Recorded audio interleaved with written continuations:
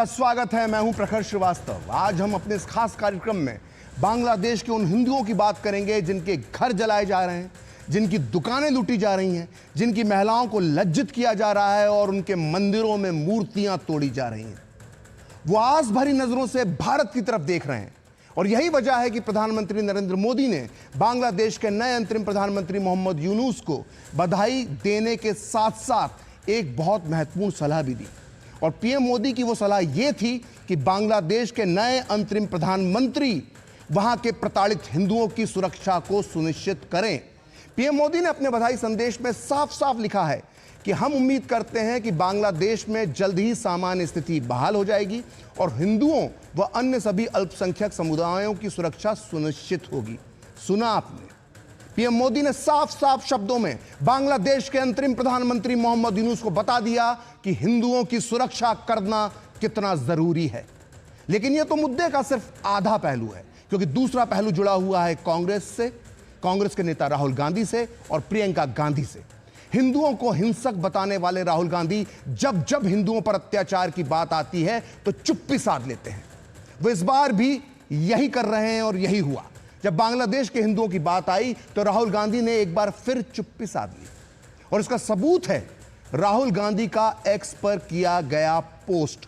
राहुल गांधी ने बांग्लादेश के अंतरिम प्रधानमंत्री मोहम्मद यूनुस को बधाई दी, लेकिन इस बधाई संदेश में कहा कि उन्होंने हिंदू शब्द, इस पूरे बधाई संदेश को अगर आप पढ़ेंगे जो आपकी स्क्रीन में दिखाई दे रहा है, और दोनों के संदेश को, प्रधानमंत्री नरेंद्र मोदी के संदेश को और राहुल गांधी के संदेश को आप देखेंगे तो साफ अंतर महसूस करेंगे कि प्रधानमंत्री नरेंद्र मोदी ने जहां हिंदू शब्द का इस्तेमाल किया है, हिंदू अल्पसंख्यकों की सुरक्षा सुनिश्चित करने की बात की है, वहीं राहुल गांधी ने कहीं भी हिंदू शब्द का इस्तेमाल नहीं किया।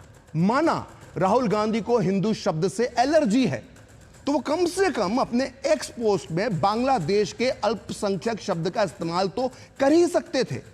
ये देखिए दोनों पोस्ट, एक पीएम मोदी का पोस्ट है और एक राहुल गांधी का पोस्ट है। पीएम मोदी साफ साफ हिंदुओं की सुरक्षा की बात उठा रहे हैं और राहुल गांधी लिख रहे हैं कि बांग्लादेश की अंतरिम सरकार के प्रमुख के रूप में शपथ लेने पर प्रोफेसर मोहम्मद यूनुस को मैं बधाई देता हूं और समय की मांग है कि शांति और सामान्य स्थिति की शीघ्र बहाली हो। आपने इन दोनों पोस्ट की भाषा देखकर आसानी से आप समझ सकते हैं कि कभी राम नाम जपने वाले राहुल, कभी खुद को शिव का उपासक बताने वाले राहुल, खुद को जनेऊधारी दत्तात्रेय गोत्र का ब्राह्मण बताने वाले राहुल, चुनाव के समय मंदिर मंदिर जाने वाले राहुल उस समय चुप रह जाते हैं जब हिंदुओं पर अत्याचार की बात आती है। लगता है कि उन्हें बांग्लादेश के प्रताड़ित हिंदुओं की कोई चिंता नहीं है। स्क्रीन पर यह ट्वीट, यह एक्स पोस्ट इस बात की चीख चीख कर गवाही दे रहा है। ठीक है, कोई भी बोल सकता है यह बात कि दूसरे देश के मामले में क्या जरूरत आ पड़ी है कि राहुल गांधी हर विषय पर बोले, दूसरे देश के मामले में बोले, लेकिन ऐसा नहीं है। राहुल और प्रियंका पड़ोसी बांग्लादेश के हिंदुओं पर चुप हैं, लेकिन जब बात 3000 किलोमीटर दूर बसे फिलिस्तीन के मुसलमानों की आती है तो दोनों भाई बहन सोशल मीडिया पर पोस्ट की झड़ी लगा देते हैं। यह देखिए कैसे फिलिस्तीन के मुद्दे पर राहुल गांधी को फिलिस्तीनियों की चिंता थी। प्रियंका गांधी के भी पोस्ट आप देखिए, प्रियंका गांधी ने तो पोस्ट की झड़ी लगा दी थी, एक के बाद एक कई पोस्ट वो लगातार करते रहे। तो राहुल तो कभी प्रियंका, इनके दिल में दर्द का दरिया क्यों बहता है फिलिस्तीन के मुसलमानों के लिए और बांग्लादेश के हिंदुओं के लिए सूखा क्यों है? क्या सिर्फ इसलिए कि फिलिस्तीन में हिंदू नहीं है बल्कि मुसलमान मारे जा रहे हैं? आज 5 की पंचायत में हम इसी मुद्दे पर बात करेंगे, लेकिन सबसे पहले देखते हैं कि इस मामले को लेकर किस तरह की राजनीतिक प्रतिक्रियाएं सामने आई हैं।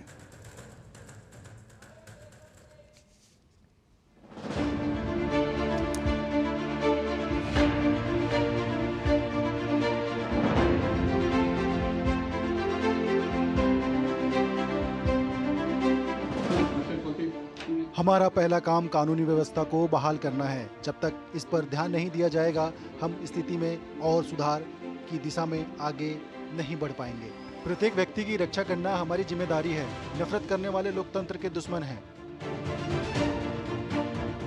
जो हमारे पड़ोसी मुल्क बांग्लादेश में हाल ही में घटा, उसको लेकर हम सब लोग चिंतित भी हैं और सभी राजनीतिक दलों ने एक स्वर में बात भी कही कि वहाँ पर जो अपने लोग हैं उनकी भी चिंता की जाए। माननीय प्रधानमंत्री जी ने भी ट्वीट करके जो इंटरिम गवर्नमेंट के प्रधानमंत्री हैं उनको बधाई भी दी, लेकिन ये भी कहा कि हमारे जो वहाँ पर हिंदू और अल्पसंख्यक हैं उनकी शांति, सुरक्षा और विकास। तो इस वक्त केंद्रीय मंत्री किरेन रिजिजू एक प्रेस कॉन्फ्रेंस कर रहे हैं, आइए चलते हैं सीधे वहीं पर। प्रमुख रूप से आप सब जानते हैं, finance bill, Jammu and Kashmir appropriation bill, भारतीय वायुयान विधेयक, disaster management amendment bill 2024, the readjustment of representation of scheduled tribes in the assembly constituencies of the state of Goa bill 2024, the appropriation bill number 2024, Waqf amendment bill 2024, the Musalman Waqf repeal bill 2024, banking laws amendment bill, carriage of goods by sea bill, bills of lading bill, the railways amendment bill, ये सारे लोकसभा में introduce हुए हैं। और जो पास हुए हैं, Jammu Kashmir appropriation bill 2024, finance bill 2024, भारतीय वायुयान विधेयक बिल, ये लोकसभा से पारित हुए हैं। और राज्यसभा में जो बिल्स इंट्रोड्यूस किए हैं, the oil fields regulation and development amendment bill 2024, the boilers bill 2024, जो राज्यसभा में बिल पास किए हैं, Jammu Kashmir appropriation bill 2024, appropriation bill 2024 as pass by Lok Sabha, और फाइनेंस बिल 2024। दोनों सदनों में जो बिल्स पास हुए हैं, लोकसभा राज्यसभा में, the Jammu Kashmir appropriation bill 2024, the appropriation bill 2024 और फाइनेंस बिल 2024। और राज्यसभा में एक बिल विड्रॉ हुआ, the Waqf properties eviction of unauthorised occupants bill 2024। ये हो गया लेजिस्लेटिव बिजनेस। इसके अलावा चेयरमैन साहब राज्यसभा में और स्पीकर साहब लोकसभा में जो डिटेल्स बिजनेस ट्रांजैक्शन हुए हैं, प्राइवेट मेंबर बिल्स और अन्य इम्पोर्टेंट मैटर्स जो जो लोकसभा राज्यसभा आए हैं, सबका विवरण आपके सामने में रखा है। और इसके डिटेल में मैं अभी नहीं जाऊंगा। मैं इतना कहना चाहता हूं कि बहुत सालों के बाद बजट सेशन, पूरा पार्लियामेंट सेशन एक दिन भी वॉश आउट नहीं किया और बहुत अच्छी तरह से दोनों हाउस का इस बार बिजनेस ट्रांजैक्शन प्लस मेंबर्स का पार्टिसिपेशन देखने को मिला है। मैं पूरे हाउस के मेंबर्स, लोकसभा राज्यसभा के मेंबर्स और सरकार के ओर से दोनों सदन के चेयरमैन साहब और स्पीकर साहब को धन्यवाद देना चाहता हूं कि हाउस चलाने में बहुत मदद किया है।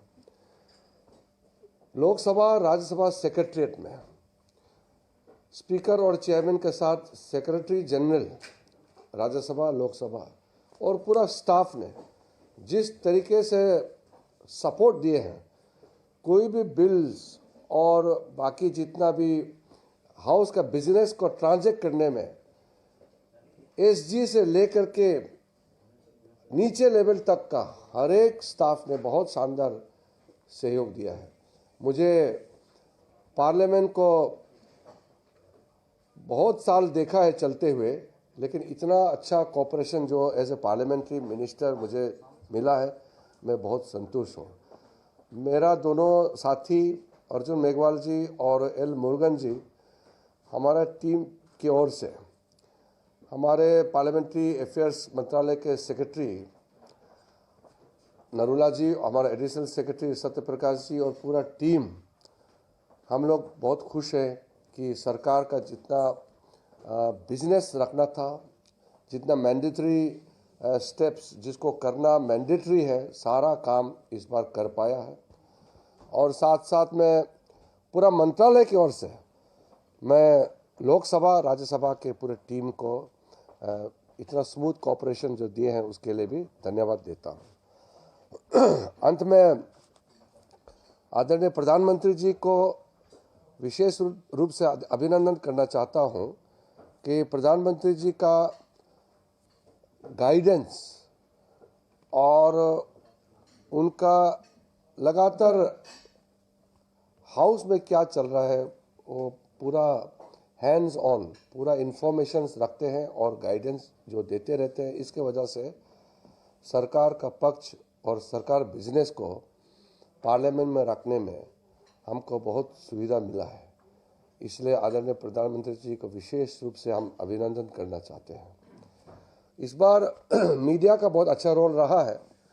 इस पार्लियामेंट सेशन के दौरान मीडिया का जितना भी रिपोर्टिंग हुए हैं, पार्लियामेंट में जो भी बिजनेस ट्रांजैक्शन हुए हैं, उसका बहुत वाइड स्प्रेड इंफॉर्मेशंस जो खबरें हैं मीडिया का माध्यम से लोगों के पास पहुंचाने में जो मदद मिला है, उसके लिए मीडिया टीम को भी मैं धन्यवाद देना चाहता हूं।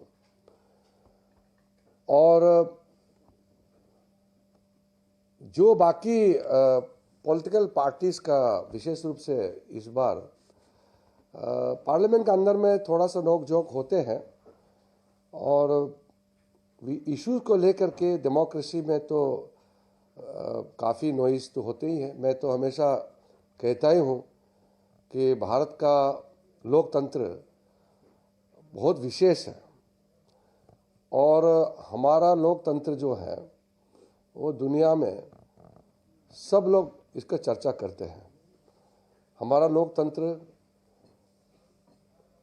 बहुत ही वाइब्रेंट होने का कारण कभी कभी नॉइजी भी है, शोरगोल होते हैं थोड़ा कुछ, तो वो डेमोक्रेसी में तो होते ही हैं। It is always said that a vibrant democracy is sometimes bit noisy, sometimes bit messy. तो थोड़ा शोरगोल होते हैं, लेकिन इस बार शोरगोल होते हुए भी बिजनेस ट्रांजैक्शन में दिक्कतें नहीं आई। इसलिए members of parliament, ruling party और ऑपोजिशन पार्टी, दोनों सदनों के जो मेंबर्स ऑफ पार्लियामेंट हैं, उन्होंने काफ़ी रिस्पॉन्सिबिलिटी को निभाया है।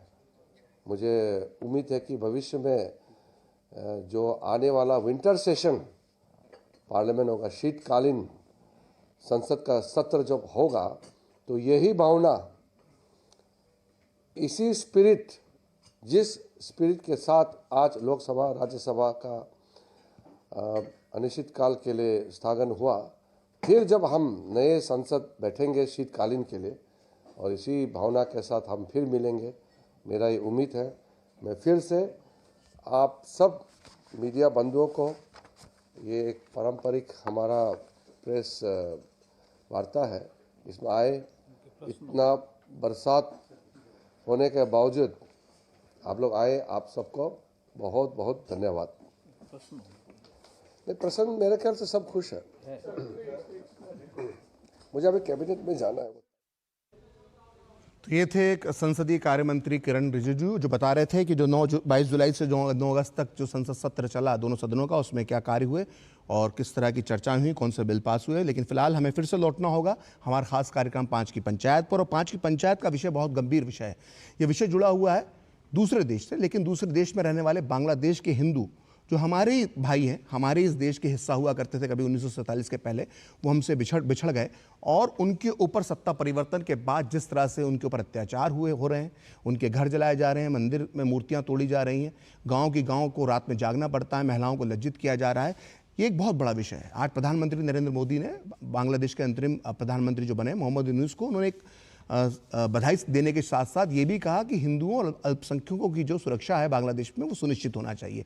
लेकिन इसके विपरीत जब प्रतिपक्ष के नेता राहुल गांधी मोहम्मद यूनुस को बधाई संदेश देते हैं तो उसमें कहीं पर भी वो अल्पसंख्यक या हिंदू शब्द का इस्तेमाल नहीं करते हैं। लेकिन राजनीति में बहुत हिंदू शब्द का इस्तेमाल राहुल गांधी करते रहे, जनेऊ पहनते रहे, तिलक लगाते रहे, दत्तात्रेय गोत्र का ब्राह्मण अपने आप को बताते रहे, मंदिर जाते रहे। लेकिन जब हिंदुओं पर अत्याचार की बात आती है तो राहुल गांधी और कांग्रेस के नेता चुप्पी साध लेते हैं। आज हम इसी विषय पर चर्चा करेंगे और चर्चा करने के लिए मेरे साथ जुड़ चुके हैं खास मेहमान। मेरे साथ जुड़ चुके हैं विजय शर्मा जो प्रवक्ता हैं बीजेपी के, इसके अलावा राहुल लाल मेरे साथ हैं जो राजनीतिक विश्लेषक हैं, आज कांग्रेस का पक्ष रखेंगे। इसके अलावा विनोद बंसल थोड़ी देर में मेरे साथ जुड़ेंगे, जो नेता बीएचपी के हैं, प्रवक्ता हैं। इसके अलावा स्टूडियो में तेज तर्रार राजनीतिक विश्लेषक संजय राणा भी मेरे साथ मौजूद हैं। आप तीनों का बहुत बहुत स्वागत है। थोड़ी देर में विनोद बंसल भी हमारे साथ होंगे।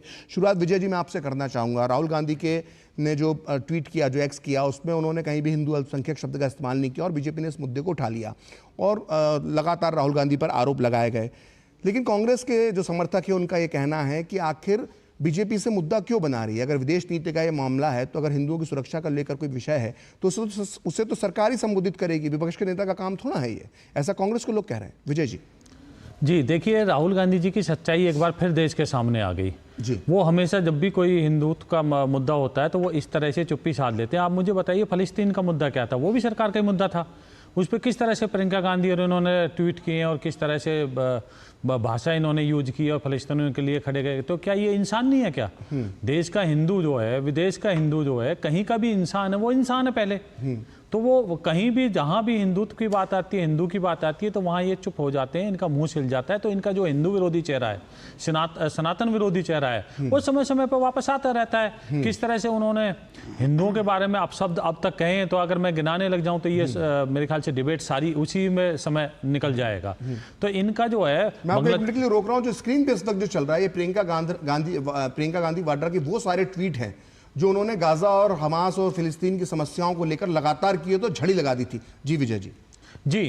तो ये मैं वही बताना चाह रहा हूँ कि किस तरह से बांग्लादेश में वहाँ मंदिरों पर अटैक हो रहे हैं, किस तरह से हिंदुओं के घर छीने जा रहे हैं, वहाँ माता बहनों को उठाया जा रहा है घरों से, प्रोटेक्शन मनी ली जा रही है, वहाँ किस तरह से उनके घरों में आग लगा दी जा रही है, उनके व्यापारिक प्रतिष्ठानों में आग लगा दी जा रही है।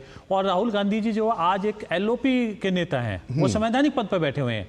तो इस नाते उनका चाहिए था कि देश एकजुटता के साथ दिखाए कि हमारा जो देश है वो एकजुट है, और उनको एक सख्त टिप्पणी करनी चाहिए थी, ताकि इंटरनेशनल जो जितना भी सुनता है मीडिया है, उसके अंदर एक संदेश जाता भारत का कि भारत कहीं से भी किसी भी तरह से कमजोर नहीं है और बाहर की पॉलिसी के लिए भारत एक देश है। तो मेरे ख्याल से इसमें राहुल गांधी जी की जो सनातन विरोधी सोच है, उसके साथ साथ जो उनकी देश विरोधी सोच है, क्योंकि जब देश को जरूरत होती है राहुल गांधी जी की, तब वो देश के साथ कभी खड़े नहीं होते।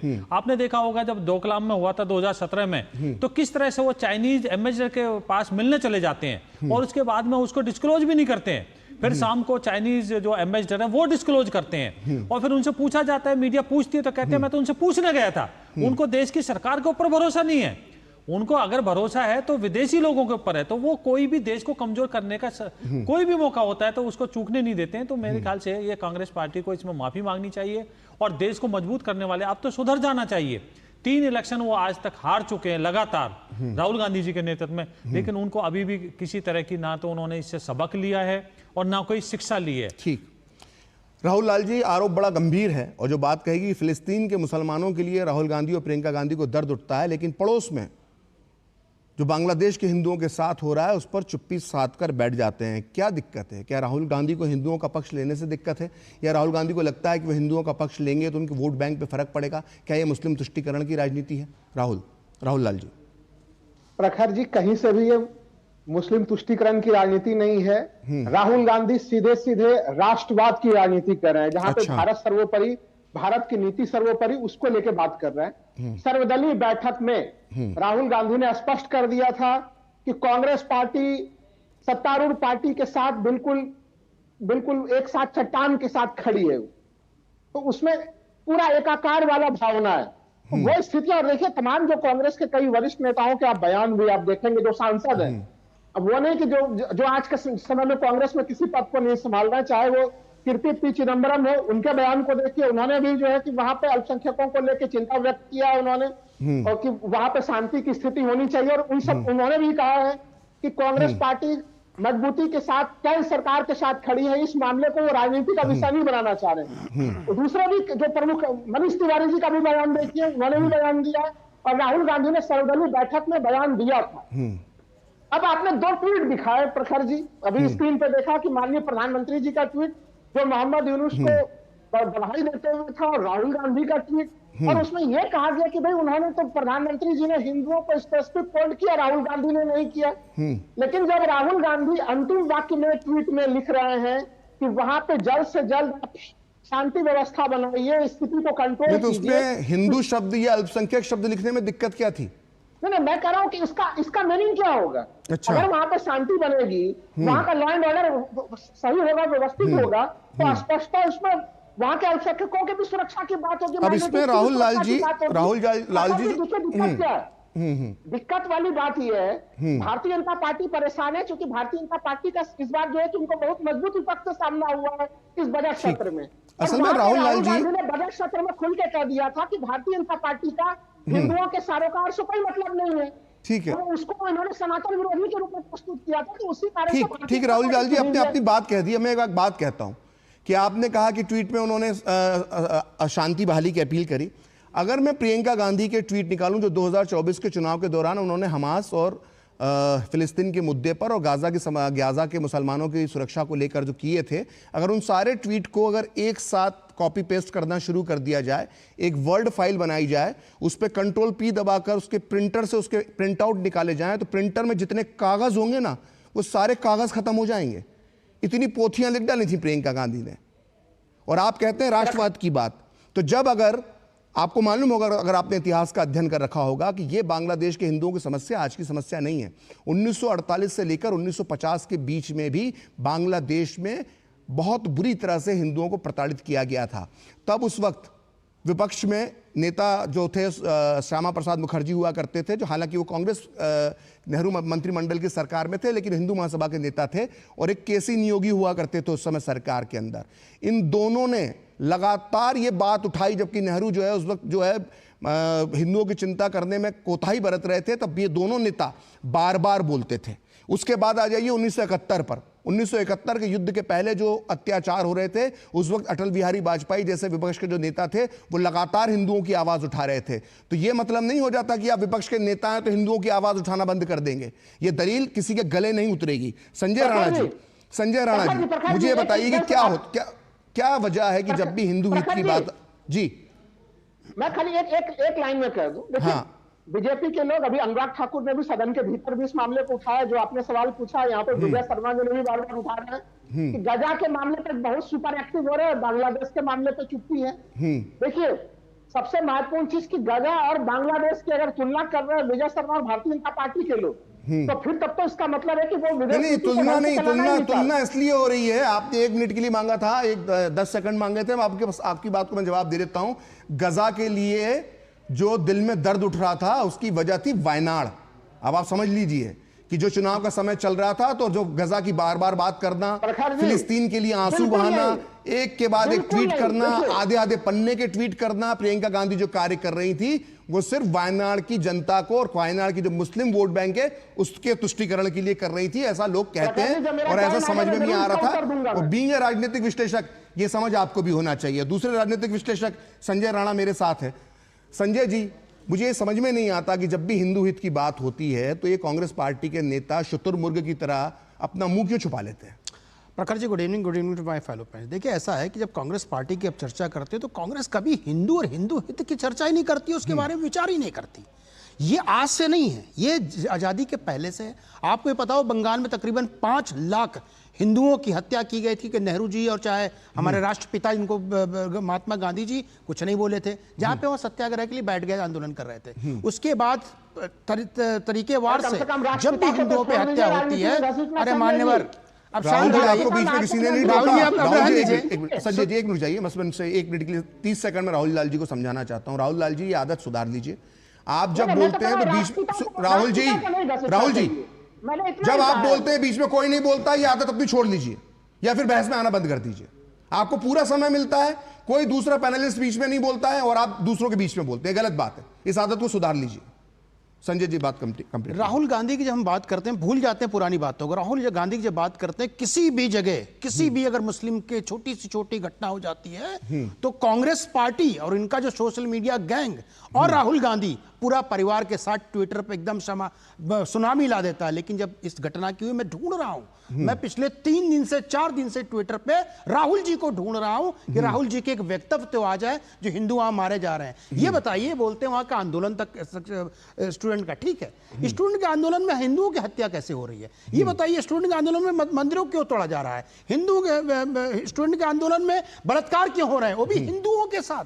ये समस्या समझ नहीं आ रही है। और कोई भी, जितने भी सेकुलर हो, मैं तो कांग्रेस को मतलब बोल ही नहीं सकता कि कांग्रेस कितनी ज्यादा हिंदू विरोधी है, क्योंकि 1947 के बाद से प्रखर जी, जब से देश आजाद हुआ है, चाहे कानून बनाना हो, चाहे हिंदू विरोधी कार्य करना हो, वो सर्वोपरि रही है।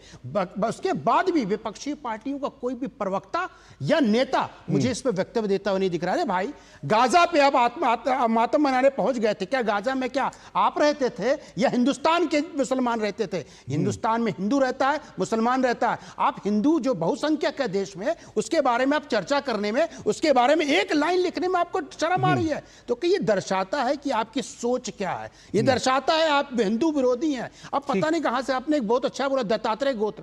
अरे भाई, हम तो बार बार अनुराग जी की तरफ भी पूछ रहे हैं, अरे अपना जात तो बता नहीं पा रहे हो, दत्तात्रेय गोत्र कहां से आ गया है? पिता कोई और, माता कोई और गोत्र दत्तात्रेय। अरे राहुल जी, अब दत्तात्रेय गोत्र पर जाएंगे तो बड़ा लंबा हो जाएगा। नहीं नहीं, ये बताइए राहुल जी की जात क्या है? राहुल लाल जी, आपकी जात पता है? हमारी जात आपको पता है? राहुल गांधी की जात क्या है बता दीजिए। ढिंडोरा पीट रहे हैं, फलाने का जात बता दो, ये कर दो, ये कर दो। अरे कम से कम हमारे लिए भी तो बोल लो। अरे भैया, हमारे हिंदू भाई भी वोट दिए कांग्रेस पार्टी को, ऐसा नहीं है हिंदू ने सिर्फ बीजेपी को दिया है। बीजेपी को सिर्फ 37% लोगों ने वोट दिया है, बाकी तो आपको भी दिए ना। कम से कम वोटरों के लिए बोल दो। लेकिन आपके मुंह में दही जमी है और मुंह पे लगता है कि जिप लग गया है। समस्या कांग्रेस के साथ प्रखर बार यही है, ये हिंदू तो छोड़ दीजिए, जैसे बहुसंख्यक की बात आएगा, एक्सेप्ट मुस्लिम, पूरी की पूरी शांति सभा हो जाएगी, जैसे मरणासन हो गया हो, पूरे मरणासन हो जाता है। संजय जी, मैं आपको यहाँ पे रोक रहा हूँ क्योंकि मुझे यहाँ पर एक ब्रेक लेना होगा, और ब्रेक के बाद मैं बीएचपी के प्रवक्ता विनोद बंसल हमारे साथ जुड़ गए हैं। मैं उनसे जानना चाहूंगा कि बांग्लादेश के हिंदुओं की भी स्थिति क्या है, क्योंकि बीएचपी लगातार इस मुद्दे को उठा रही है, लगातार संपर्क में है। तो मैं ये भी जानना चाहूंगा, और जो राजनीति हो रही है उस पर भी उनसे चर्चा करूंगा। साथ ही में संजय राणा जी ने जो कहा है उस पर राहुल लाल जी अपनी प्रतिक्रिया देना चाह रहे थे, उस पर भी मैं बात करूंगा। लेकिन पहले लेते हैं एक छोटा सा ब्रेक।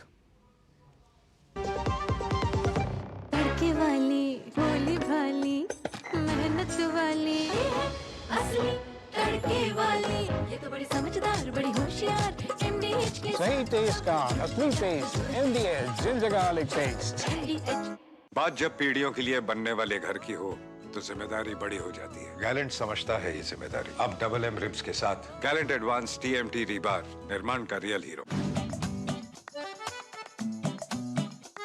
ये डाउट बहुत ही अमेजिंग चीज है, काम आसान कर देती है।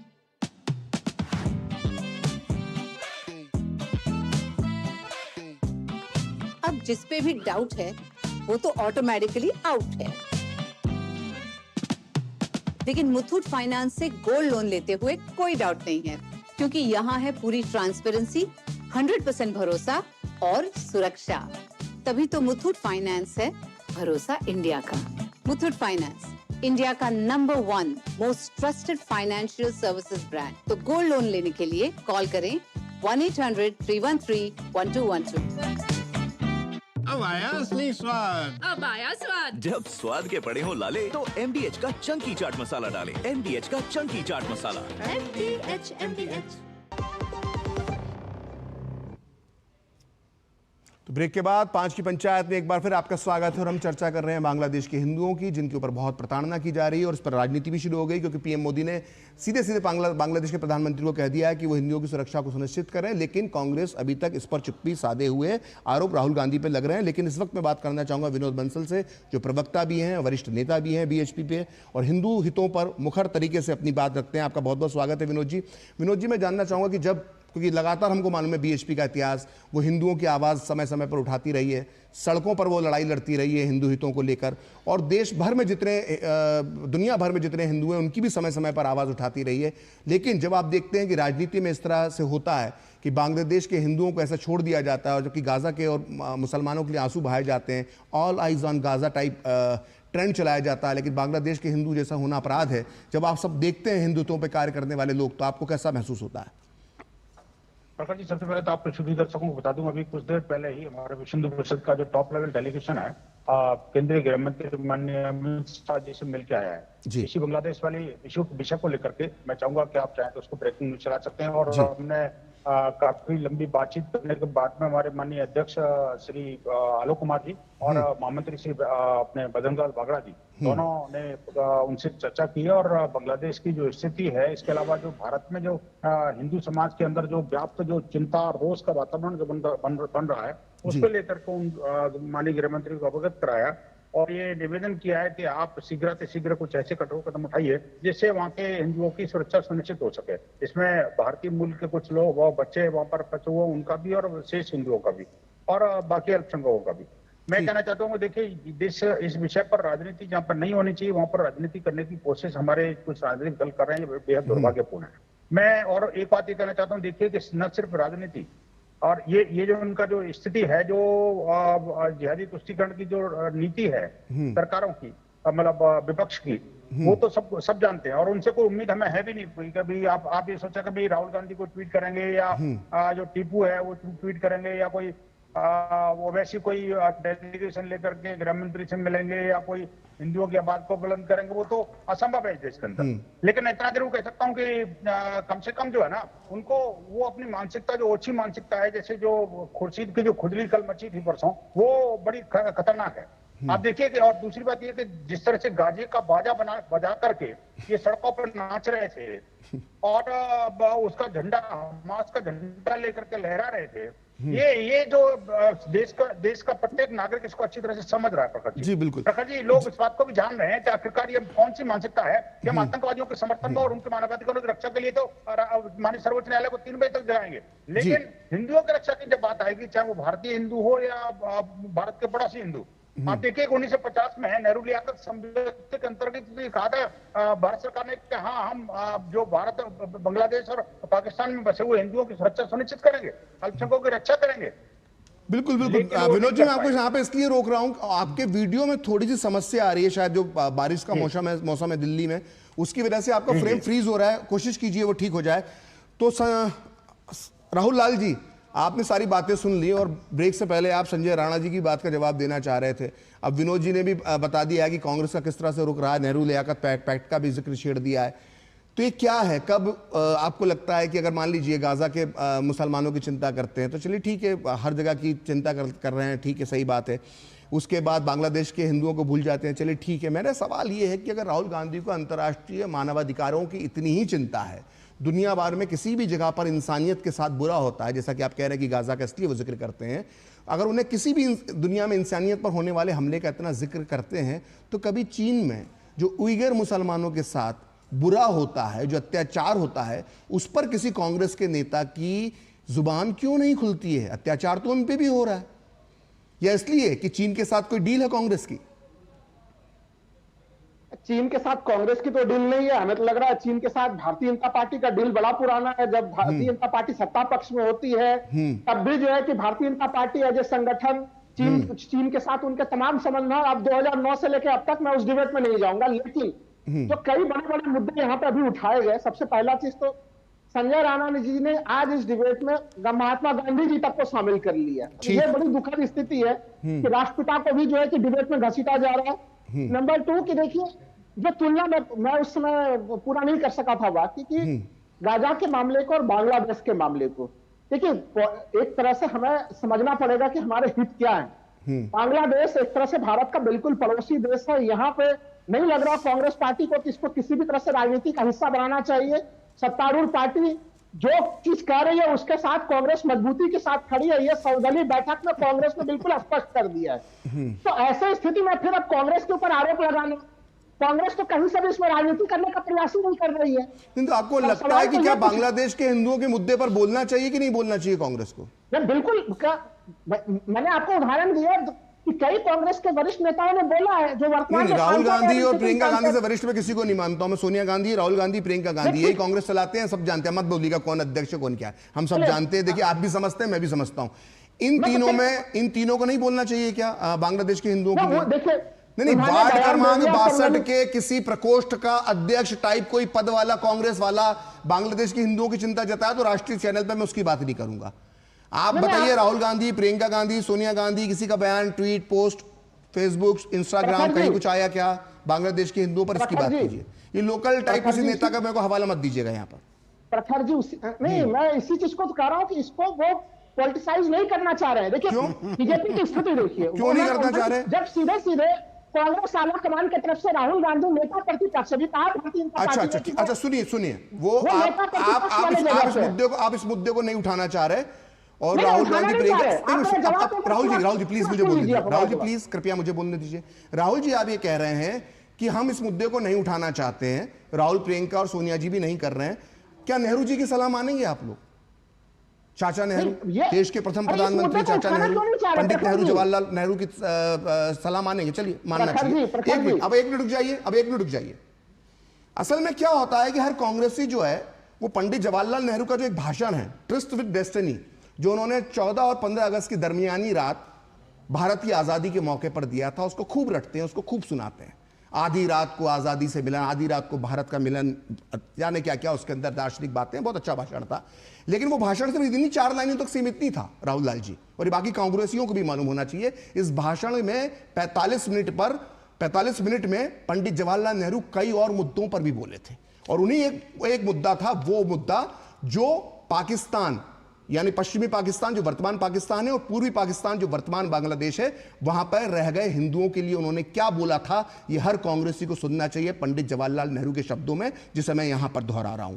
पंडित जवाहरलाल नेहरू अपने मशहूर भाषण ट्रिस्ट विद डेस्टिनी 15 अगस्त को कहते हैं कि हम हमारे उन भाइयों और बहनों के लिए भी चिंतित हैं जो बंटवारे की वजह से हमसे कट गए हैं और दुर्भाग्यपूर्ण तरीके से वर्तमान में मिली आजादी की खुशी में वो हमारे साथ शामिल नहीं हैं। चाहे कुछ भी हो जाए, वे हमारे हैं। फिर से ध्यान से सुनिएगा, राहुल लाल नेहरू जी कहते हैं कि चाहे वो कुछ भी हो जाए, वो हमारे हैं और हमारे रहेंगे। हम उनके अच्छे या बुरे वक्त में समान रूप से भागीदार होंगे। ये बात कही थी पंडित जवाहरलाल नेहरू ने 15 अगस्त को अपने पहले भाषण में, आजादी के भाषण में। देश के प्रधानमंत्री ने उन हिंदियों से वादा किया था कि हम हमेशा उनके साथ रहेंगे, और इस वादे को राहुल गांधी तोड़ते हैं, कांग्रेस के लोग तोड़ते हैं इस वादे को। दुख इस बात का है राहुल लाल जी, दुख इस बात का है राहुल लाल जी कि आप छोड़िए किसी और की बात, आप पंडित जवाहरलाल नेहरू ने जो कहा था उस वादे से मुकर रहे हैं। दुर्भाग्य की बात यह है। विजय शर्मा जी। प्रखर जी, बस एक सेकंड, आपने जब बोला तो हमारा 2 वाक्य सुन लीजिए हमारा भी। बिल्कुल, कांग्रेस अभी भी जो जवाहरलाल नेहरू ने भाषण दिया था मध्यरात्रि का ऐतिहासिक भाषण, तो फिर सीए आंदोलन कौन चलवा रहा था? सीए विरोधी आंदोलन कौन चलवा रहा था? अगर जवाहरलाल नेहरू की कहीं बात पर इतना भरोसा था तो आपको देश का प्रधानमंत्री आजादी के पहले दिन दुनिया जिस भाषण को सुनती थी, ट्रिस्ट विद डेस्टिनी, उसके अंदर यह बात कहता है और आप उस वादे से मुकर जाते हैं। आप पंडित जवाहरलाल नेहरू के नहीं हुए तो जाने किसके होंगे? बात करते हैं गांधी जी की यहां पर। बस का समय दीजिए, बाकी पूरा 1971 क्रांतिकारी कार्य किया, नेहरू जी के बातों की पूर्ति नहीं थी। आज के समय से सवाल तो उस पर पूछा जाना चाहिए कि भारतीय जनता पार्टी और उनका पूरा तंत्र और उनकी विदेश नीति कहां सुसुप्तावस्था में थी कि बांग्लादेश में ये परिस्थितियां आ गई। बीजेपी के लोग कांग्रेस के ऊपर सनातन नीति। चलिए ठीक है, आपने सवाल उठाया, विजय जी से पूछ लेता हूं। विजय जी बताइए। राहुल लाल जी सुनिए, जिस टाइम देश आजाद हुआ था उस टाइम भी 20% से ज्यादा हिंदू बांग्लादेश में रहता था। आज कितना प्रतिशत रहता है? 8% के आसपास। देश में ज्यादातर सरकारें किसकी रही हैं? कांग्रेस की रही है। इसका जिम्मेवार कौन है? धर्म के आधार पर इस देश का बंटवारे करने वाला कौन है? आप मुझे बताइए। अभी प्रखर जी ने आपको बताने दिया होगा, वो पैक्ट था। नहीं, लियाकत नेहरू पैक्ट था, वो सबको पूरे देश को पता है। आपने वहां के हिंदुओं को मरने के लिए छोड़ दिया। वहां किस तरह के विभत्स अत्याचार हो रहे हैं हिंदुओं के ऊपर, और आपकी पार्टी खामोशी दही जमी हुई है। आप मुझे बताइए। जिस तरह का हस्तक्षेप किया उसी तरह का हस्तक्षेप कीजिए, और मना करो। आपके पास सत्ता पूरा। राहुल लाल जी, मेरा एक निवेदन है आपसे, आप थोड़ा धीरे धीरे बोलेंगे तो आपकी आवाज क्लियर आएगी। ऑडियो में कुछ प्रॉब्लम आ रही है, थोड़ा आराम से अपनी बात कहिए तो शायद आपकी आवाज आएगी। जी संजय जी, विजय जी। जी देखिए राहुल लाल जी, आपने देखा होगा किस तरह से देश में माहौल सीएए में किस तरह से आपने दुष्प्रचार किया था, किस तरह से लोगों को भड़काकर सड़कों पर लाने का काम किया। पूरे देश को पता है, पूरी दुनिया को पता है कि सीएए किसी से नागरिकता लेने का नहीं देने का काम है। तो वो जो दशकों से पीड़ित थे, अपमानित थे, उन लोगों का सम्मान देने का काम अगर किया है तो हमारे यशस्वी प्रधानमंत्री जी के नेतृत्व में भारतीय जनता पार्टी ने किया है। अरे आपने तो देश भर में, तो आप मुझे बताइए, आप तो अपनी मैनिफेस्टो तक में लिखते हो कि हम सीएए के विरोधी हैं। आप किस तरह से मुस्लिम तुष्टीकरण में डूब चुके हो। आपका मैनिफेस्टो आप पढ़ के देखिए। आप जजों की जाति पूछते हो, आप जजों की हाई कोर्ट सुप्रीम कोर्ट के जजों की जाति पूछते हो। वहां आप मुझे बताइए, वहां जाति पूछी जाती है? किस हर चीज पे आप विरोध करते हो। सिर्फ मुस्लिम तुष्टीकरण के कारण आप ये सारे काम कर रहे हो। वहां इंसानियत शर्मसार करने वाली घटनाएं हो रही हैं। और राहुल गांधी जी का ट्विटर शांत है, वो हैंडल करने वाले भी, सुप्रिया स्नेक भी जो छोटी छोटी बातों पे यहाँ रिएक्ट करती थी, आज वो भी शांत है। देश की राजनीति, देश की आप राजनीति में किस लिए आए हो? सिर्फ तुष्टीकरण करने आए हो? आप मुझे बताइए, एक बात आप मुझे बताइए, सोनिया गांधी जी क्या बिल लाना चाहती थी एनएसी की, जो प्रधानमंत्री से ज्यादा शक्तियां उनको दे दी गई थी? आप मुझे बताइए कौन सा संवैधानिक पद था वो? उसमें सांप्रदायिक बिल लाने में क्या करने जा रहे थे आप? बहुसंख्यकवाद, आपने मैनिफेस्टो में क्या लिखा? आपने बहुसंख्यकवाद पे कंट्रोल करेंगे हम। आप बताओ ना, आप मुझे कहां पे लिखा? आप मैनिफेस्टो का देखिए। आप गलत चीज कोट करने में क्यों लगे पड़े हुए हैं? बहुसंख्यकवाद के बारे में पढ़िए ना आप मैनिफेस्टो। आप अपना इसी कारण से 303 से आप लोग 240 पढ़ेंगे तो आपको सारा सब कुछ मिलेगा। आप जातिवाद की, जातियों को तोड़ने की, धर्म को लड़ाने की, आप वो डिवाइड एंड रूल, क्योंकि जो कांग्रेस पार्टी है उसको, जो उसके फाउंडर मेंबर थे वो अंग्रेज थे, तो आपने वही नीति अपना रखी है। आज की डेट में भी आप वही नीति अपनाते हो। धर्म के आधार पे आप राजनीति करते हो। आपको हिंदुओं से नफरत है, आपको हिंदुत्व से नफरत है, आपको सनातन से नफरत है। मेरे को लगता है राहुल लाल जी अपनी बात कह दीजिए, अपनी बात कह दीजिए। आप बीच में जब बोलते तो वो सुनाई नहीं देती। आप अपनी बात आराम से बोलिए। बोलिए राहुल लाल जी, क्या कह रहे हैं? मैं कह रहा हूं कि देखिए, भारतीय जनता पार्टी के प्रवक्ता जो तमाम तथ्य रख रहे हैं वो बिल्कुल बेतुका तथ्य है। मैं एक तथ्य रख दे रहा हूं इनके सामने में। ये बड़ा हिंदू हितों की बात कर रहे हैं। भाई जो अभी जो वहां से घुसपैठिए जो घुसे हैं वहां से, वो घुसने वाले घुसपैठियों की संख्या कब बढ़ी है वहां से? बांग्लादेश से घुसपैठियों की संख्या 2014 के बाद, और ये आंकड़े मेरे नहीं है, ये आंकड़े केंद्रीय गृह मंत्रालय के आंकड़े हैं। आप इस देश में घुसपैठियों से देश को मुक्त नहीं बना सके। आरोप लगा दीजिए कांग्रेस के ऊपर, की जनता आपको प्यार मोहब्बत नहीं करती, उसका भी आरोप कांग्रेस के ऊपर लगा दीजिए। तमाम धार्मिक प्रतिष्ठानों में आपके भ्रष्टाचार से तो भारत की हिंदू जनता परेशान है आप। और इस समय अगर बांग्लादेश में हिंदुओं के साथ जो अन्याय अत्याचार हो रहा है वो भी केंद्र की सरकार की विफलता के कारण है। आप अगर पहले से सजग होते तो क्या शेख हसीना को सरकार से छोड़ के जाना पड़ता? आपने कभी सोचा कि वहां पे आखिर कैसे कट्टरपंथी संगठन किस तरह से वहां पे आक्रामक हो रहे हैं? इसका उत्तर कौन देगा? चीन और पाकिस्तान कैसे सक्रिय हो रहे हैं वहां पर? ये बड़े गंभीर सवाल है और इन सवालों से आप भाग नहीं सकते कांग्रेस के ऊपर आरोप लगाकर।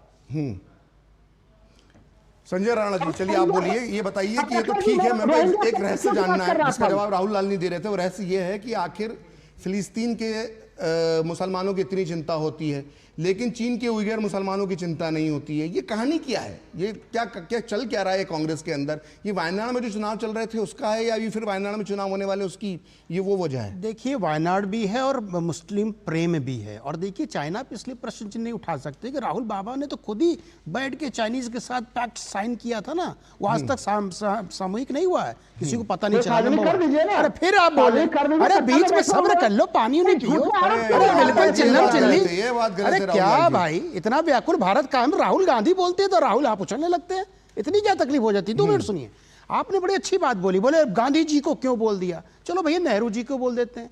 नेहरू जी तो भैया ये कास्ट सेंसस के खिलाफ थे, इंदिरा गांधी खिलाफ थी, राहुल गांधी बोले थे इडियट्स लोग को ऐसे नहीं होना चाहिए। मेरे वक्तव्य नहीं है, राजीव गांधी जी ने बोला था। आप उसके उनको ही भूल चुके हैं तो मैं क्या बोलूं? नंबर 1।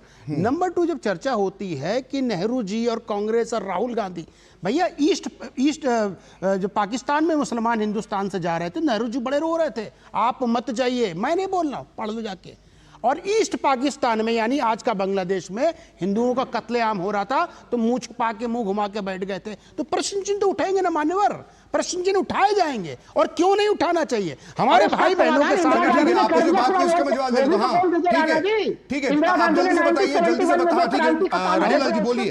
राहुल लाल जी, नेहरू जी के बारे में जो बोला, जो आरोप लगाया, उसके बारे में आप क्या कहेंगे, बताएं। मैं कह रहा हूं कि नेहरू जी के ऊपर आरोप लगा रहे हैं, आधा तथ्य रखते हैं और इंदिरा गांधी का पूरा तथ्य बात कर देते हैं। Sanjay ji please, Sanjay ji please. जो क्रांतिकारी कदम उसके ऊपर कोई सवाल नहीं उठा रहे। आपको तो मांग करनी चाहिए थी कि वर्तमान सरकार भी इंदिरा गांधी के तरह एक्शन ले वहां पे हिंदुओं के बचाव करने के लिए, लेकिन नहीं, कांग्रेस को रोना धोना शुरू कर दिया। कांग्रेस को वो मानिक शॉ से सेना के प्रमुख थे जिनके वजह से ये सारी चीजें हुई। ये बोल देना कि इंदिरा जी जैसे सब कुछ किया था गलत है मान्यवर, इसको थोड़ा सुधार लीजिए। आपने नेहरू जी, इंदिरा जी, राजीव जी के जो कास्ट वाला है वो भी खा गए। नेहरू जी पर जो मैंने प्रश्न पूछा, आंख मूंदने वाला, मुंह छुपाने वाला आरोप लगाया है कि बांग्लादेश के हिंदुओं की जो उस वक्त पूर्वी पाकिस्तान होता था उसकी वो अनदेखी करते थे। इस आरोप से आप सहमत हैं या नहीं, हाँ या ना? राहुल लाल जी चलो ठीक है, अब आप चुप हो जाइए, अब आप चुप हो जाइएगा। संजय जी भी आप भी शांत हो जाइएगा। कुछ सबूत मेरे पास है, अनुमति दे तो पढ़ देता हूं। अनुमति है राहुल लाल जी? फंस गए आप एंकर हैं प्रखर जी, मैं अनुमति देने वाला। आप बीच में टोकने लगते ना इसलिए। तो आपने कहा कि नेहरू जी जो है, मैंने आपको भाषण सुना है कि उन्होंने वादा किया था कि दोनों तरफ के जो हिंदू बच गए हैं उनकी हमें देखभाल करना चाहिए, खुद ही उन्होंने वादा तोड़ दिया था। तर्क, तथ्य और सबूत के साथ बताऊंगा। 27 अक्टूबर 1948 को नेहरू जी ने एक सरदार पटेल को पत्र लिखा और यह पत्र छपा है selected works of Jawaharlal Nehru की सीरीज नंबर 2 के वॉल्यूम नंबर 8 के पेज नंबर 286 पर। इस पत्र में नेहरू सरदार पटेल को क्या लिखते हैं, राहुल जी ध्यान से सुनिएगा। वो लिखते हैं नेहरू जी कि मैं मानता हूं कि हिंदू शरणार्थियों का लगातार आना एक बड़ी समस्या है। मतलब ये बात कर रहे हैं पूर्वी पाकिस्तान वर्तमान बांग्लादेश की। नेहरू जी कहते हैं कि मैं मानता हूं कि हिंदू शरणार्थियों का लगातार आना एक बड़ी समस्या है। हमारे पास एक ही विकल्प है कि हमें पूर्वी पाकिस्तान यानी वर्तमान बांग्लादेश से आने वाले हिंदू शरणार्थियों को लेने से इनकार कर देना चाहिए और उन हिंदू शरणार्थियों को रोकने के लिए हमें परमिट कानून लागू करना चाहिए। यह नेहरू ने सरदार पटेल से कहा था 27 अक्टूबर 1948 को। पेज नंबर, किताब का नाम बता दिया है, जाके चेक कर लेना। अब एक दूसरी बात सुनिए, यही नेहरू रुके नहीं।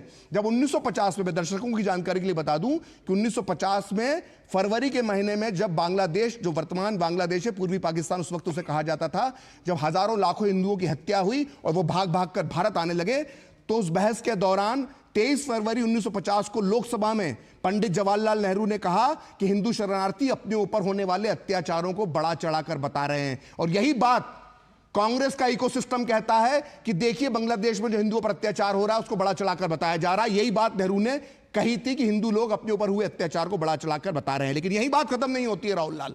6 मार्च से लेकर 15 मार्च 1950 को नेहरू पश्चिम बंगाल का दौरा करते हैं और कई हिंदू शरणार्थी शिविरों के अंदर जाते हैं और 17 मार्च 1950 को दिल्ली में वापस आने के बाद जो संसद में बयान देते हैं वो बयान बेहद ही शर्मनाक है।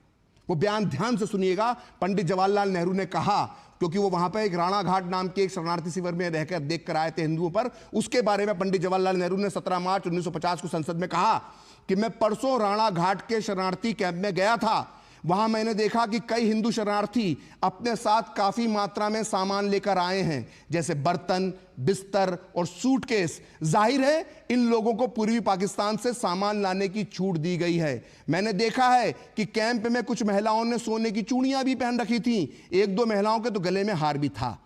मतलब नेहरू यह कहना चाह रहे थे कि इनके ऊपर कोई अत्याचार नहीं हुआ है। जो व्यक्ति सूटकेस लेकर, बर्तन लेकर, सामान लेकर, गहने पहनकर अगर आ सकता है तो उन्हें आसानी से आने दिया गया है। तो यह रणनीति, यह नीति जो थी कांग्रेस की, यही बरकरार चली जा रही है। 15 अगस्त का भाषण तो था जुमला। 15 अगस्त की रात जो भाषण दिया था नेहरू ने, सबका ख्याल रखा जाएगा, वो जुमला साबित हुआ। असली नीति यह है कांग्रेस की जो आज निभाई जा रही है। अब देखिए, अब प्रखर जी यही देखिए, एक चिट्ठी और एक घटनाक्रम, उसका विश्लेषण जो आप कर रहे हो वो बिल्कुल ही दूसरा आयाम में कर रहे हो। जो मैं दूसरा आयाम में क्या कर रहा हूं, दूसरे आयाम में क्या कर रहा हूं, आपको पेज नंबर बता दिए। Selected works of Jawaharlal Nehru को कोई बीजेपी ने नहीं छापा, आरएसएस ने नहीं छापा, भारत सरकार ने छापा है, इंदिरा गांधी की देखरेख में छापा गया है, पूर्व राष्ट्रपति राधाकृष्णन के बेटे ने उसको संपादन किया, तब वो छपा है। वो बाइबल है नेहरू को लेकर बाइबल माना जाता है, उसमें जो लिखा है वो सच है। चलिए प्रखर जी, जो आपने तथ्य लिखा, मैं उस तथ्य को गलत नहीं कर रहा, वो उन पंक्तियों को मैं गलत नहीं कर रहा, लेकिन जो उसका आशय आप निकाल रहे हैं और जो उसका आशय मैं निकाल रहा हूं उन पंक्तियों का, साफ साफ लिख रहे हैं 20-23 जनवरी 1950 को सदन में कहते हैं कि हिंदू अपने ऊपर होने वाले अत्याचार को बड़ा चलाकर पेश कर रहे हैं। 17 मार्च को वो कहते हैं कि इतनी अच्छी स्थिति में शरणार्थी थे, ऐसा लग रहा है जैसे उन्हें भगाया ही नहीं गया है वहां पर। क्या बात कर रहे हैं आप? मेरा को सबूत, अरे आप लोगों की स्थिति तो वो हो गई, आपको कितने सबूत दे दो, लेकिन आप अपने कुतर्कबद्ध नहीं कर सकते हैं। मुझे भी थोड़ा सा आराम से मैं छोटा सा ब्रेक लेना चाहता हूं, फिलहाल 5 की पंचायत में एक जरूरत, एक समय जो है एक ब्रेक का है, ब्रेक के बाद भी ये चर्चा जारी रहेगी। बढ़िया है, प्राकृतिक हल्दी, मिर्ची, धनिया नहीं, मिर्ची, धनिया, हल्दी, MDH। चेक। जाना पड़ेगा। अरे गेम छोड़ के 1 महीना हो गया कंप्लेंट किए हुए, बैंक रिफंड ही नहीं कर रहा है। कंप्लेंट करनी है। अरे बैठिए यहीं से कर लीजिए आरबीआई के ऑम्बुड्समैन को। कैसे? आरबीआई अधिकृत बैंक, NBFC या डिजिटल लेन देन के जितने भी प्लेटफॉर्म्स हैं, उनकी शिकायत आप कर सकते हैं घर बैठे बैठे आरबीआई के CMS पोर्टल पर। ये हो गया चेकमेट। कंप्लेंट करेंगे क्या? आरबीआई कहता है जानकार बनिए, सतर्क रहिए। बात जब पीढ़ियों के लिए बनने वाले घर की हो तो जिम्मेदारी बड़ी हो जाती है। गैलेंट समझता है ये जिम्मेदारी। अब MM रिब्स के साथ गैलेंट एडवांस TMT रीबार, निर्माण का रियल हीरो। 5 की पंचायत में ब्रेक के बाद एक बार फिर आपका स्वागत है और हम बात कर रहे हैं बांग्लादेश के हिंदुओं की और उस पर हो रही राजनीति की, कांग्रेस की चुप्पी पर। लेकिन विजय शर्मा जी, एक बहुत गंभीर सवाल बीजेपी से भी बनता है। हम देखते हैं कि जनरल विपिन रावत जी ने ये बात कही थी, 2.5 मोर्चे का चक्रव्यूह। 2 मोर्चे तो समझ में आते हैं जो दुश्मन देश हैं, जो आधा मोर्चा है वो भारत में सक्रिय रहता है। और हमने देखा कि जब बांग्लादेश के हिंदुओं पर विजय जी अत्याचार हुआ तो यहाँ पर एक इकोसिस्टम, वो इकोसिस्टम जिसको वामपंथी, जिसको कांग्रेस और जिसको इस्लामिक आइडियोलॉजी को मानने वाले बढ़ावा देते हैं, जिस इकोसिस्टम को, वो ये प्रचार करने में जुट गए, वो ये साबित करने में जुट गए कि भैया बांग्लादेश में तो हिंदुओं पर कोई अत्याचार हो ही नहीं रहा है। एक तस्वीर दिखा दी गई कि मंदिर के बाहर 4 मुसलमान खड़े होकर चैन बना के खड़े हुए हैं और मंदिर को बचाया जा रहा है, लेकिन वो ये नहीं बता रहे थे कि मंदिर को किससे बचाया जा रहा है। ये जो इकोसिस्टम निर्मित हो गया है, जिसका 2024 में बीजेपी को बड़ा नुकसान भी उठाना पड़ा है। मेरा सवाल ये है कि घटना दर घटना इस तरह के इकोसिस्टम सक्रिय होता है, देखता है, करता है, सामने आती है। प्रधानमंत्री नरेंद्र मोदी भी लोकसभा के अंदर कहते हैं कि हम इकोसिस्टम को, हम इसका मुकाबला करेंगे, लेकिन धरातल में बीजेपी का जो इकोसिस्टम होना चाहिए वो नजर नहीं आता है। आखिर क्यों? देखिए प्रखर जी, प्रधानमंत्री जी ने संसद के अंदर ही खड़े होकर बोला था जी, जो इकोसिस्टम है उसको उसी की भाषा में जवाब दिया जाएगा। तो अब इनको जो है इसी भाषा में जवाब दिया जाएगा। और देश के प्रधानमंत्री जब बोलते हैं तो उसका मतलब होता है। बहुत सारी बातें हैं जो लोग उनको सीरियस नहीं लेते हैं और जब वो सच्चाई होती है तो फिर उनको बड़ी मिर्ची लगती है। तो जो ये इकोसिस्टम है इसको समूल नाश किया जाएगा, क्योंकि इससे देश के बड़ी नुकसान हो रहा है। और देश के किसी भी मामले में आप देखिए, कहीं भी जहां देश सशक्त करने की बात होती है, चाहे आप सेना को देख लीजिए, सेना को कमजोर करने का ये कोई मौका नहीं छोड़ते। जब सर्जिकल स्ट्राइक होती है तो उसके ऊपर सवाल उठाते हैं, ये कोई नीति आती है तो उसके ऊपर सवाल उठाते हैं। कोई भी मतलब देश को कमजोर करने की सारी बातें ये करते हैं। आपने 2008 बीजेपी के पास काउंटर क्या है? ये तो हम लगातार पत्रकार के तौर पर हम लगातार देख रहे हैं किस तरह से इकोसिस्टम काम कर रहा है। बीजेपी क्या कर रही है? जी, तो वो आपने देखा है ना, संसद के अंदर प्रधानमंत्री जी ने बोला है कि उनको जब उसी की भाषा, उनकी भाषा में जवाब दिया जाएगा। कब जवाब दिया जाएगा? दे रहे हैं हम दे रहे हैं जवाब दे रहे हैं। लोगों को हम जागरूक कर रहे हैं, जनता को हम जागरूक कर रहे हैं, हम कानून बना रहे हैं। आपने देखा होगा जो ये कानून है, ये कानून ऐसा था जो वक्फ बोर्ड का कानून था कि आप कहीं जा ही नहीं सकते हैं। 1995 2013 में किया गया। राहुल जी, अब बीजेपी से सवाल हो रहे हैं, अब आप थोड़ी देर आराम कर सकते हैं। मुझे यहाँ पर एक छोटा सा ब्रेक लेना होगा और यही सवाल मैं यहाँ पे संजय राणा जी से पूछना चाहूंगा। फिलहाल लेते हैं एक छोटा सा ब्रेक। आपके घर के खाने में रेस्टोरेंट जैसा स्वाद ले आए MDH का शाही पनीर मसाला। पनीर को क्या मस्त बना डाला। बात जब पीढ़ियों के लिए बनने वाले घर की हो तो जिम्मेदारी बड़ी हो जाती है। गैलेंट समझता है ये जिम्मेदारी। अब MM रिब्स के साथ गैलेंट एडवांस TMT रीबार, निर्माण का रियल हीरो।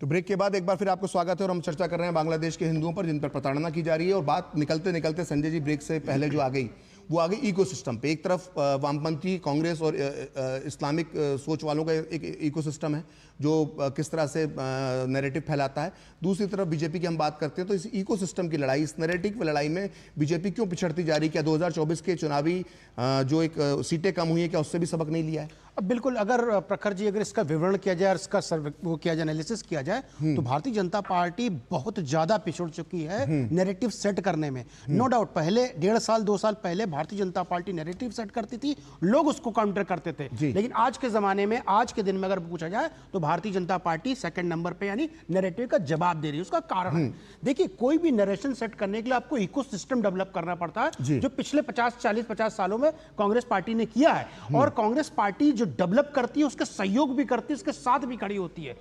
बीजेपी के साथ प्रॉब्लम क्या है, इन्होंने इकोसिस्टम को डेवलप नहीं किया, आइडेंटिफाई नहीं किया है कि कैसे करना है, कैसे ड्राइव करना है। चिंता इसलिए संजय जी क्योंकि ये इकोसिस्टम बीजेपी के फायदे या नफे नुकसान की हम यहां बात नहीं कर रहे हैं। ये इकोसिस्टम जब, जिसको कहते हैं ना ढाई मोर्चे का चक्रव्यूह, जब ये भारत को नुकसान पहुंचाने लग जाता है, हमारी चिंता उस पर, हमारी चिंता बीजेपी को लेकर नहीं है। देखिए, अगर आप ढाई की बात करेंगे तो ढाई में जितने भी ये वामपंथी और मुस्लिम जो कट्टरपंथी है, दुनिया में कहीं नहीं मिलेंगे आपको, यहाँ इस देश में मिलेंगे, दूसरे में कभी नहीं मिलेंगे, एक दूसरे का विरोधी हैं। लेकिन वो इकोसिस्टम इसलिए डेवलप हो जाता है, जो ढाई का जो पूर्व सेनाध्यक्ष ने बोला था, जो विपिन रावत जी ने, उसका कारण था कि ये एक इकोसिस्टम है जो नैरेटिव को सेट करता है, वोट बैंक की राजनीति करता है। और उस नैरेटिव को सेट करने के साथ साथ कुछ और लोग भी हैं जो कहीं ना कहीं इस देश विरोधी काम करते रहे, वो इसमें मिल जाते हैं, उनका ये सहयोग करने लगते हैं। मुझे इसी आपने जो बात कही कि देश विरोधी इकोसिस्टम के साथ जब मिल जाते हैं तो कई नुकसान होते हैं, और जहां पर हिंदू हितों की बात होती है वहां पर किस तरह से इस पर पर्दा डाला जाता है, वो हमने बांग्लादेश के मामले में